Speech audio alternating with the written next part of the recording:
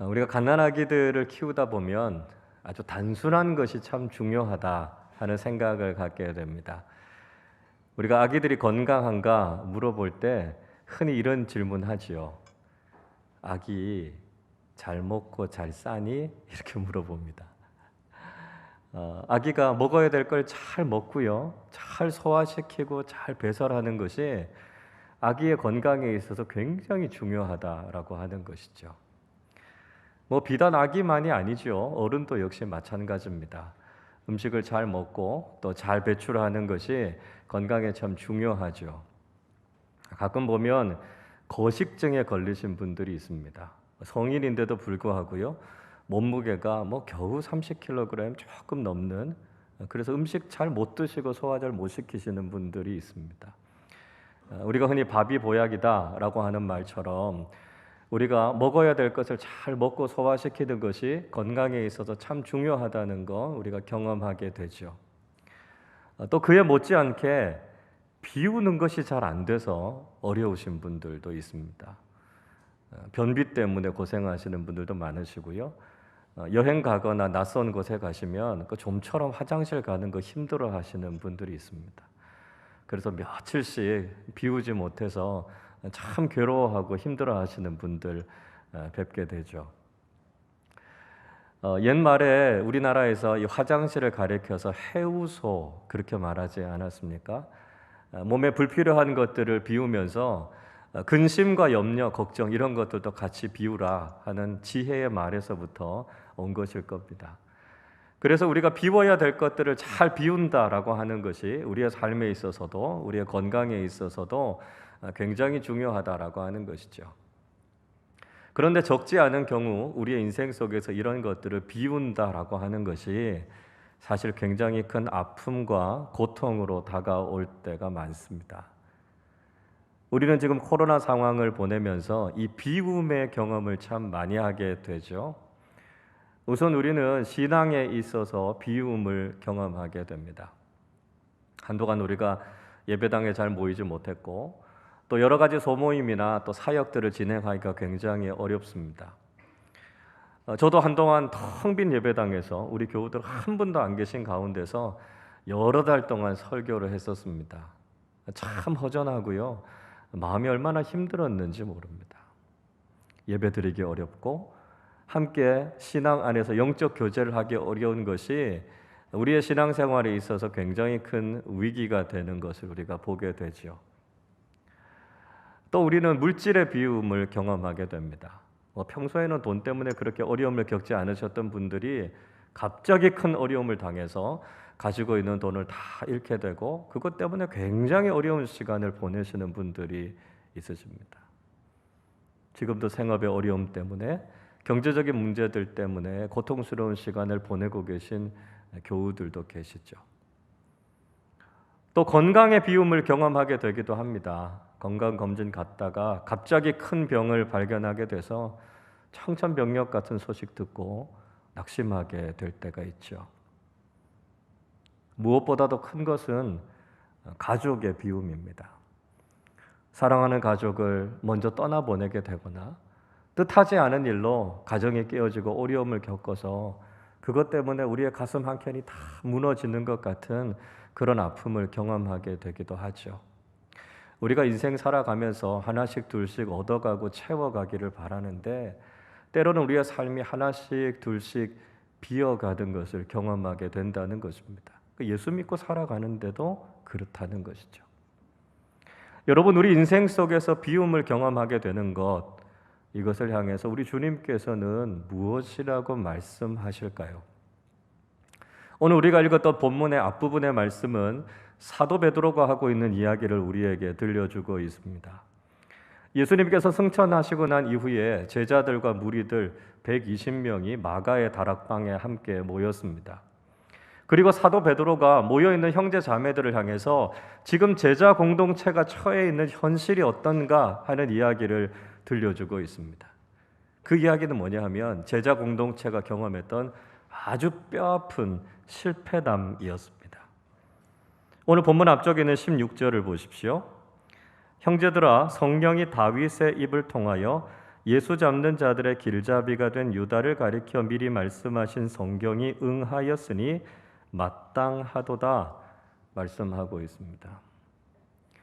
베드로는 가룟 유다가 예수님을 배반하고 결국은 죽게 됐던 이 사건, 그래서 제자 공동체에서부터 이탈하게 된 것이 이미 성경에서부터 예언된 사건이었다라고 하는 이야기를 하고 있습니다. 가룟 유다는 제자 공동체의 일원으로서 그 직무를 감당하는 사람이었죠. 그런데 결국 예수님을 배반하고 말았습니다. 뒤늦게 자신의 잘못을 깨달았지만 이미 때는 늦어버린 거죠. 예수님은 이미 십자가에 못 박혀 돌아가셨고요.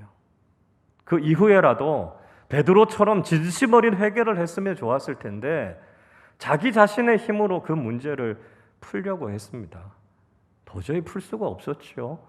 양심의 가책을 받고 그 죄책감 때문에 결국은 목매 달아서 자살하고 말았습니다. 가룟 유다가 죽었던 그 땅의 이름을 아겔다마, 피밭이다 이렇게 불렀고요. 은 30을 가지고 토기장에 밭을 사서 거기 나그네의 묘지를 삼았습니다. 그런데 이 모든 사건이 이미 구약 성경 시편에 예언된 사건이었다는 것이죠. 20절은 이렇게 말씀합니다. 시편에 기록하였으되 그의 거처를 황폐하게 하시며 거기 거하는 자가 없게 하소서 하였고 또 일렀으되 그의 직분을 타인이 취하게 하소서 하였도다. 결국 유다는 예수님의 제자로서 실패하게 됐고요. 예수님의 제자 공동체는 큰 아픔을 경험하게 됐습니다. 가룟 유다의 실패를 통해서 제자 공동체가 경험하게 됐던 이 비움은 하나님에게 있어서나 제자 공동체에게 있어서나 굉장히 고통스러운 사건이었습니다. 하나님께서는 예수님의 구원 사역을 돕기 위해서 12명의 헌신된 사람들을 세우셨습니다. 그 중에 한 사람이었던 가룟 유다가 결국 실패하게 됐고 자살하게 됐다라고 하는 것이 하나님에게 있어서나 제자 공동체에게 있어서나 굉장히 충격적인 사건이었다라고 하는 것이죠. 사람들이 그런 생각하지 않았겠습니까? 아니 하나님이 그것도 모르고 가룟 유다를 제자로 세우셨단 말이야? 이런 생각할 수도 있죠. 하나님께서 왜 그렇게 큰 실수를 하셔서 하나님의 완전하심에 흠집을 내신 걸까? 이렇게 생각할 수도 있습니다. 물론 여전히 하나님은 완전하신 분이시죠. 이런 일이 있을 것이다 라고 하는 것을 하나님은 이미 다 알고 계셨습니다. 가룟 유다의 배반을 통해서 예수님의 십자가 사건을 이루실 것이다 라고 하는 하나님의 계획과 섭리가 이미 있었습니다. 그러나 믿지 않는 사람들, 믿음이 연약한 사람들은 이 가룟 유다의 배반을 보면서 걸림돌이 되기도 해요. 그것 때문에 회의를 품게 되기도 한다는 것이죠. 제자 공동체는 어떻겠습니까? 제자 공동체도요, 굉장히 큰 타격을 입었습니다. 3년 동안 예수님과 함께 동고동락하면서 아주 철저하게 제자 훈련을 받았던 가룟 유다가 거기에서부터 탈락하게 됐다라고 하는 것은 제자 공동체의 영적 권위에 있어서도 굉장히 큰 손상을 입었을 것입니다. 여러분, 우리가 신앙생활을 하면서 때로는 이런 비움의 사건들을 경험하게 되는 것이 우리에게도 굉장히 고통스러울 수 있다는 것이죠. 우리가 신앙생활하면서 예수를 믿으면서 우리의 인생이 잘 되고 많은 것들을 얻고 우리의 삶이 더 좋아지기를 우리는 기대하지 않습니까? 그러나 예수를 믿으면서도 우리의 삶에서 비움의 경험들, 상실의 경험들, 아픔의 경험들이 있습니다. 예수 믿지 않는 사람들은 오히려 더 많은 것을 얻고 더 많은 것을 누리는 것 같은데 예수를 믿으면서 살아가는 우리는 인생에서 실패하고 삶에서 많은 것들을 비워내야 되고요. 결국 빈손으로 머물게 되는 우리의 자신의 모습을 보면서 우리의 신앙이 뭘까? 이런 회의와 질문이 생기게 될 수 있습니다. 그러나 설교의 서두에서 말씀드렸던 것처럼 이 비움이라고 하는 것이 항상 부정적인 것만은 아니라는 것이죠. 아니, 더 중요한 것은 때로는 이 비움이 우리에게 정말 중요한 과정이다라고 하는 것을 경험하게 된다는 것입니다. 우리가 비워야 될 것들을 비워내지 않으면 우리의 삶이 건강하게 회복되기 어렵다는 것을 경험하게 된다는 것이죠. 불필요한 것들, 방해가 되는 것들, 죄와 악으로 가득한 우리 자신을 비워낼 수 있을 때 우리는 오히려 바른 그리스도인으로 살아갈 수 있다라고 하는 것을 깨닫게 된다는 것입니다. 여러분, 가끔 우리가 텔레비전에서 이런 거 보죠. 물건을 잘 버리지 못해서 집에 이렇게 계속 쌓아두시는 분들 보지 않습니까? 얼마나 많이 쌓아뒀는지 이게 도대체 집인지 쓰레기장인지 구별이 잘 안 되는 그런 삶을 사시는 분들 있습니다. 또 우리가요, 한 20, 30년 만에 한번 이사한다 생각해 보십시오. 뭘 경험하게 됩니까? 버려도 끝이 없이 나오는 짐들 보죠. 그러면서 무슨 생각합니까?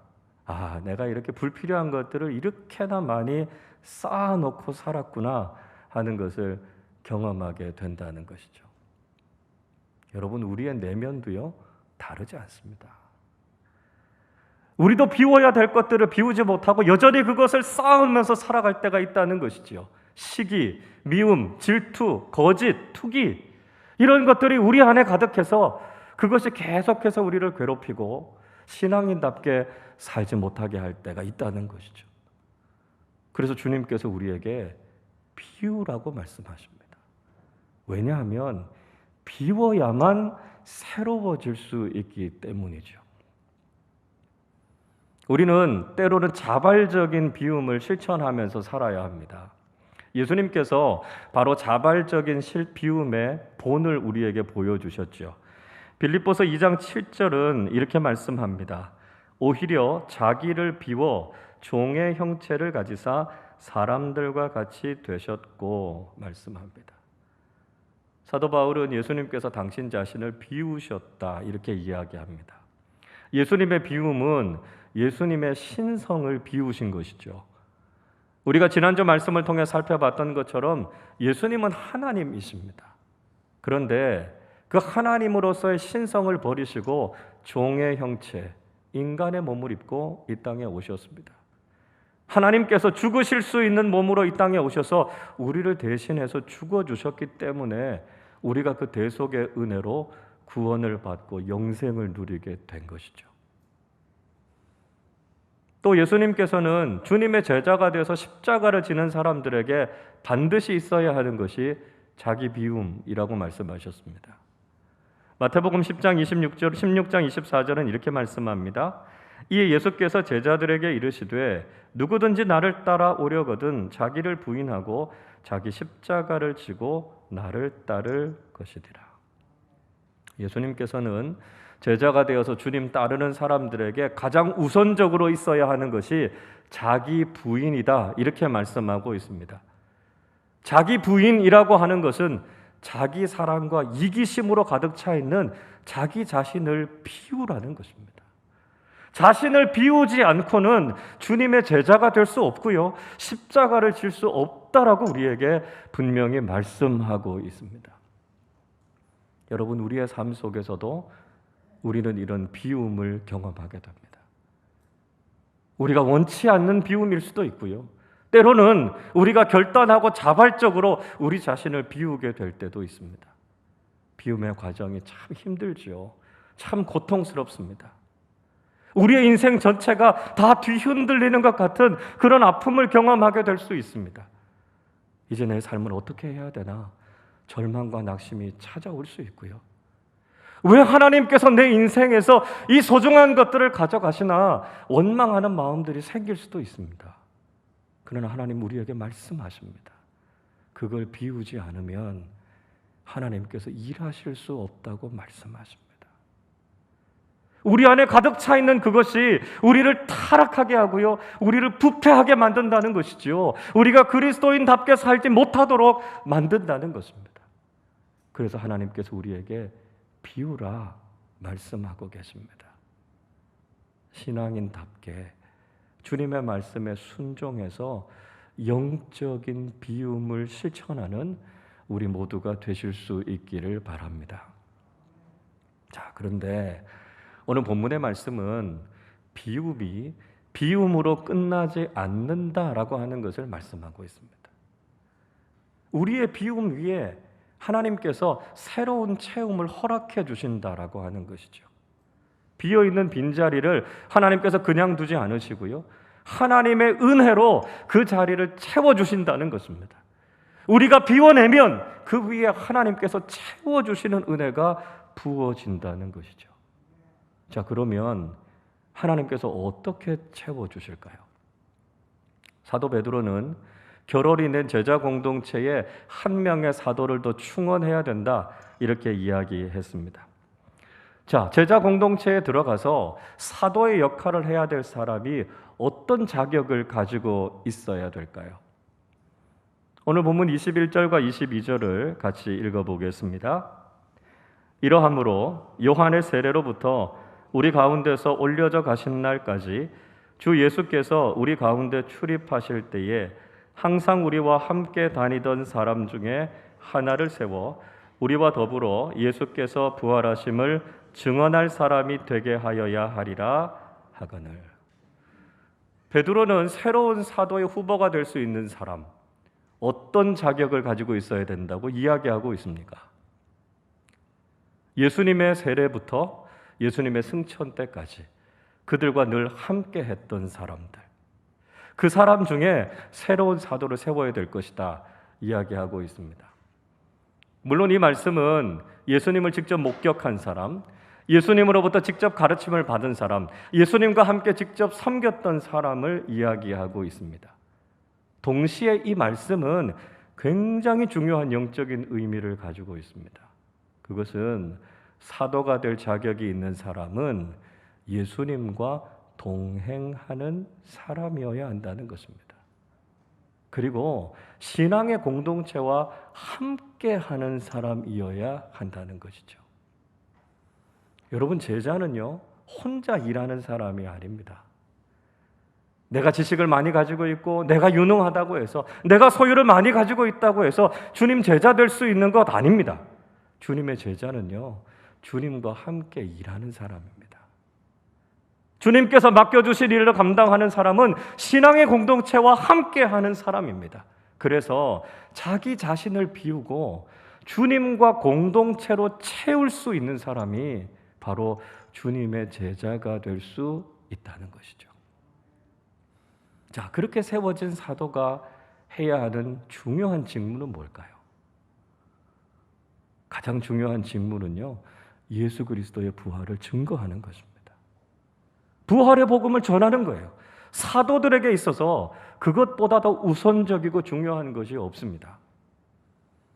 주님께서도 우리에게 많은 일들을 맡기셨습니다. 그러나 그 모든 일들 중에 가장 중요한 게 뭘까요? 예수님의 부활의 복음을 증거하는 것입니다. 나를 위해서 죽으시고 나를 구원하시기 위해서 다시 사신 주님, 그 주님을 전하는 것보다 더 중요한 것은 없다는 것이죠. 자, 계속해서 베드로는 한 사람을 충원하기 위해서 어떤 방법을 써야 될 것인지를 이야기합니다. 두 가지의 방법을 제시하고 있습니다. 한 가지는요, 기도였습니다. 24절을 보십시오. 그들이 기도하여 이르되 뭇사람의 마음을 아시는 주여, 이 두 사람 중에 누가 주님께 택하신 바 되어 말씀하죠. 자, 그들은 바사바라고도 하고 유스도라고도 하는 요셉이라고 하는 사람과 마띠아라고 하는 두 사람을 후보로 추천했습니다. 둘 중에 한 사람을 선택하기 전에 그들이 뭘 했죠? 기도했다고 이야기하고 있습니다. 그리고 25절의 말씀 보면 봉사와 사도의 직무를 택할 사람이 누군지 보이십시오, 이렇게 이야기하고 있습니다.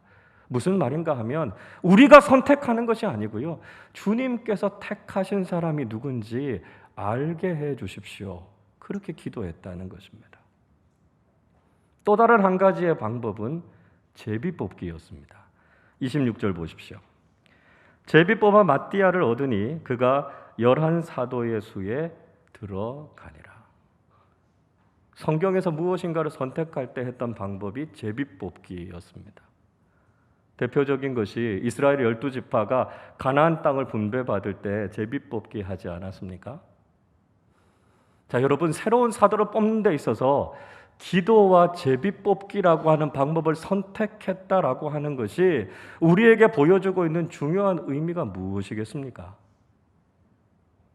이것은 선택에 있어서의 주권이 하나님께 있다는 것입니다. 인간적인 방법을 택한 것이 아니라 하나님의 방법으로 뽑았다는 것이죠. 하나님께서 원하시는 사람을 하나님의 뜻대로 세웠다는 것입니다. 하나님께서 우리의 삶 속에 채움을 허락하실 때 그것은 하나님의 주도권 하에서 하나님의 방법으로 채워지게 된다는 것을 우리에게 말씀하고 있습니다. 여러분, 우리가 믿는 하나님은 우리의 비움 위에 하나님의 채움을 허락해 주십니다. 그런데 그것은 철저하게 하나님의 주권 하에서 이루어진다는 것이죠. 인간의 방법이 아니라, 인간의 선택이 아니라, 우리는 다 할 수 없고 다 깨달을 수 없지만 지금도 하나님께서는 당신의 방법으로 우리의 삶을 채워주신다는 것이죠. 가룟 유다의 실패를 통해 제자 공동체가 비움의 아픔을 경험했습니다. 그 과정 속에서 제자 공동체를 정화시키는 하나님의 특별한 섭리가 있었습니다. 그리고 마띠아를 기도하고 제비 뽑아서 세운 것처럼 하나님께서는 더 완전한 것으로, 새로운 것으로 채워주시는 하나님의 은혜를 경험하게 하신다는 것입니다. 여러분, 우리도 우리의 인생 속에서 비움을 경험합니다. 그러나 하나님께서는 우리 인생의 비움을 그대로 내버려 두지 않으십니다. 하나님의 주도권 하에서 하나님의 방법으로 우리의 인생을 가득 채워주시는 은혜를 경험하게 하실 줄로 믿습니다. 인간적인 눈으로 보기에는 불가능해 보일 수 있어요. 정말 이런 일들이 있을 수 있을까 생각할 수 있습니다. 그러나 하나님은 하나님의 주권적인 능력을 가지고 오늘도 우리의 삶 속에 하나님의 풍성한 은혜를 채워주십니다. 이전보다 더 좋은 것으로, 이전보다 더 풍성한 것으로, 이전보다 더 완전한 것으로 우리의 삶을 채워주신다는 것이죠. 여러분, 우리의 삶에 빈자리가 있습니까? 우리의 삶의 그 어떤 부분이 비어 있습니까? 우리의 빈자리 위에 하나님께서 임해 주셔서 세상이 줄 수 없는 하나님의 은혜로 채워주시는 하나님의 손길을 경험하게 될 줄로 믿습니다. 비움을 넘어 채움으로 인도해 주시는 하나님의 풍성한 은혜를 기대하며 살아가는 우리 모두가 되실 수 있기를 바랍니다. 성경에서요, 이 비움과 채움을 정말 극적으로 경험한 사람이 욥이라고 하는 사람이었습니다. 욥은 완전하고 정직한 사람이었습니다. 악에서 떠난 사람이었고요, 하나님만 경외하는 사람이었습니다. 그는 신앙과 인품이 아주 훌륭한 사람이었고 대단한 부자였습니다. 욥기 1장 2절 3절에서 욥을 이렇게 설명하고 있습니다. 그에게 아들 7과 딸 3이 태어나니라. 그의 소유물은 양이 7,000마리요 낙타가 3,000마리요 소가 500결이요 암나귀가 500마리이며 종도 많이 있었으니 이 사람은 동방 사람 중에 가장 훌륭한 자라. 그에게는 10명의 자녀들이 있었습니다. 그리고 가축과 종들도 아주 많았습니다. 그러나 그는 자신이 가지고 있는 재산과 소유를 의지하지 않았고요, 하나님만 믿었던 사람이었습니다. 자신의 자녀들 혹시라도 하나님 앞에서 범죄했을까 그는 하나님께 번제를 드렸고요, 자신의 자녀들을 믿음으로 양육하기 위해서 노력하고 애썼던 사람이었습니다. 그런데 그런 그에게도 비움의 시간이 찾아왔습니다. 사단이 그의 인생에 손을 대기 시작한 것이죠. 그는 하루아침에 자기가 가지고 있는 모든 재산을 다 잃어버렸습니다. 사랑하는 10명의 자녀들이 큰아들의 집에 함께 모여서 음식을 먹고 있는데 태풍이 불었습니다. 그 집이 무너져서 그 재난 때문에 10명의 자녀들이 다 죽었습니다. 자신의 몸에 악성 피부병이 생겨서 깨진 질그릇 조각으로 긁지 않고는 견딜 수 없었고요, 살이 질불로 터지는 그 고통과 아픔을 그대로 다 경험했습니다. 그 과정 속에서 자신의 아내가 자신을 버리고 떠나가 버리는 아픔을 경험하게 됐습니다. 욥은 정말 처절하리만큼 자신의 인생에서 비움을 경험했습니다. 그러나 그 과정 속에서 욥은 하나님을 원망하지 않았습니다. 그의 믿음을 저버리지 않았고요. 하나님 앞에 기도하면서 하나님의 긍휼을 구했습니다. 물론 자기 인생의 비움이 다 이해되지 않았습니다. 그래서 친구들과 논쟁을 하기도 했고요. 하나님께 그 이유가 무엇인지 묻기도 했습니다. 끝까지 믿음을 버리지 않고 인내했던 욥에게 하나님께서 채움의 은혜를 허락해 주셨습니다. 가장 먼저 그를 찾아왔던 것은 영적인 채움이었습니다. 욥기 42장 5절은 이렇게 말씀합니다. 내가 주께 대하여 귀로 듣기만 하였사오나 이제는 눈으로 주를 배옵나이다. 욥은 이제까지 하나님을 향한 간접적인 지식을 가지고 있었지만 이 경험을 통해서 하나님을 직접 만나고 하나님의 음성을 듣고 하나님에 대한 바른 지식을 깨닫게 됐습니다. 이 비움과 채움의 과정 속에서 하나님이 얼마나 선하신 분이신지, 자신의 삶을 향해 얼마나 놀라운 계획을 갖고 계신지를 경험하게 된 것이었습니다. 그리고 자신의 재산도 갑절이나 채워주시는 은혜를 경험하게 된 것이죠. 10절은 이렇게 말씀합니다. 욥이 그의 친구들을 위하여 기도할 때 여호와께서 욥의 곤경을 돌이키시고 여호와께서 욥에게 이전 모든 소유보다 갑절이나 주신지라. 하나님께서 욥의 곤경, 욥의 비움을 돌아보셨습니다. 그리고 그의 인생에 갑절의 은혜를 채워주셨습니다. 그의 소유를 배나 채워주셨습니다. 7 아들과 3 딸을 다시 허락해 주셨습니다. 왜 자녀들은 2배로 주시지 않으셨을까요? 이미 죽은 자녀들은 다 천국에 있으니까요. 천국에 올라가면 다 2배가 되는 겁니다. 여러분, 이것이 우리에게 보여주는 것이 무엇이겠습니까? 욥의 인생 속에 가슴 아픈 비움을 경험했지만, 그러나 하나님께서는 그 비움 위에 하나님의 채움의 은혜를 허락해 주신다는 것을 깨닫게 해주시는 거죠. 우리가 살아가는 삶 속에 가슴 아픈 비움의 체험들이 있지만, 그러나 하나님 안에서 그 모든 것들을 다시 채워주시고 회복시켜 주시고 더 좋은 것을 허락해 주시는 하나님의 은혜가 있음을 잊지 말라는 것입니다. 여러분, 우리의 인생 속에서 이런 비움의 아픔이 있습니다. 원하든지 원치 않든지 우리의 삶 속에서도 이런 아픔과 이런 비움이 찾아오게 될 때가 있습니다. 그러나 여러분, 우리가 잊지 말아야 할 것은 하나님의 선하심을 우리가 바라봐야 한다는 것입니다. 이 비움의 시간을 통해 우리를 거룩하게 하시고 영적으로 정결하게 하시는 하나님의 뜻이 있음을 깨달아야 합니다. 이 과정 속에서도 여전히 하나님은 우리를 사랑하시고 우리의 인생은 하나님의 손 안에 있음을 믿어야 합니다.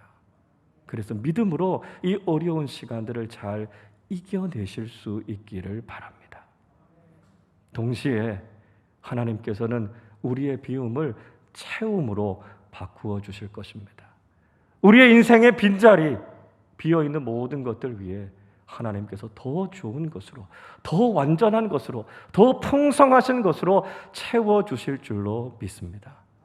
가룟 유다의 실패를 마띠아의 세움을 통해 채워주신 하나님께서, 욥의 비움을 갑절의 은혜로 채워주신 하나님께서 우리 인생의 모든 비움의 현장들 속에 하나님께서 더 풍성한 은혜로 채워주셔서 하나님 안에서 소망을 갖고 살아가게 하실 줄로 믿습니다. 비움을 넘어 채움으로 인도해 주시는 풍성하신 하나님의 은혜를 경험하고 주님 안에서 기뻐하며 감사하는 우리 모두가 되시기를 주님의 이름으로 축원합니다.